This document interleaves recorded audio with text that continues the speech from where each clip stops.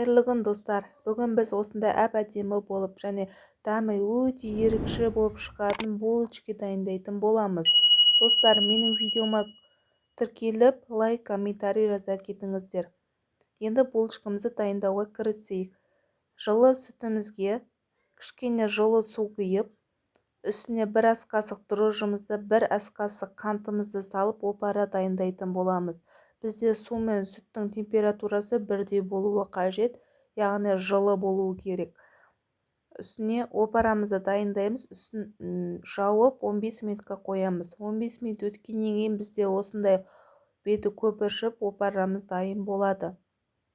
Енді бетіне сары майымызды, 1 ас қасық тұзымызды және 1 жұмыртқамызды қосып, жақсылап араластырып алатын боламыз. Араластырып болғаннан кейін ұнымызды електен өткізіп қосамыз.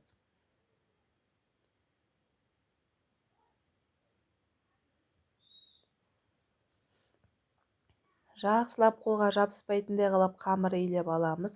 Қамырымыздың бетін жауып 1-1,5 сағат жылы жерге орап қоямыз.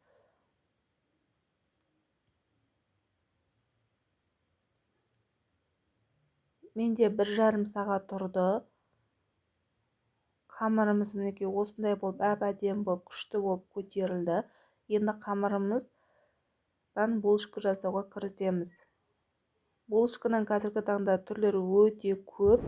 Мен осылай істеген бізге өте қатты ұнады. Сіздерге де дәл осылай жасап көруге кеңес беремін. Достар, менің видеом ұнап жатса, сіздерден лайк, комментарий күтемін. Менің каналымның дамуына өз үлесіңізді қоса кетіңіз. Қамырымызды бөліп алғаннан кейін осылай күлшелеп аламыз. Менде 3 күлше шықты.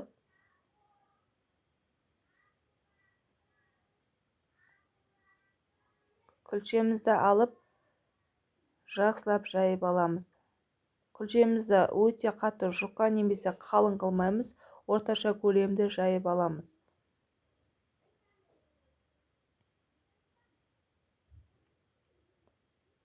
Мен ортасына корица, қант және мак қосып жасадым.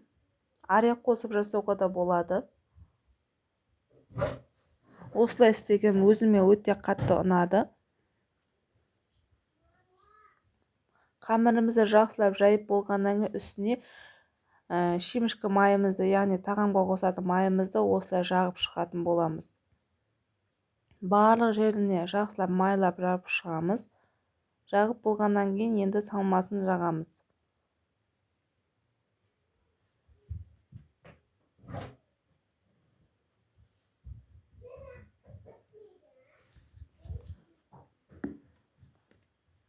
Салмасын барлық жеріне осылай сүйіп шығамыз.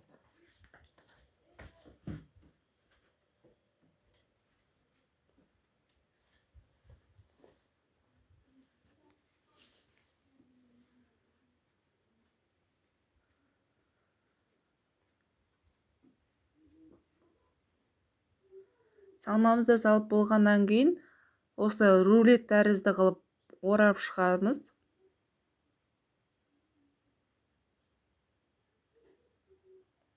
Бетіне 1 жұмыртқаны сарысын жағып шығамыз.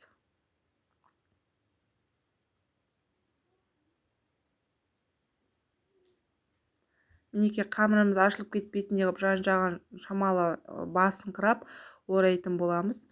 Жұмыртқаны жағып, қызып тұрған пеште 200 градуста 25-30 минутта пісіріп аламыз. Дәмі деген өте күшті болып шықты.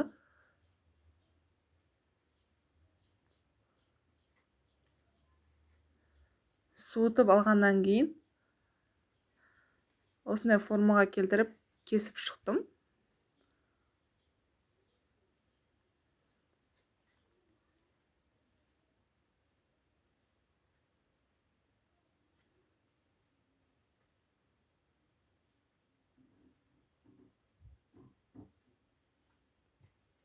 Мінекей қараңыздаршы, күшті болып шықты. Дәмі де өте ерекше.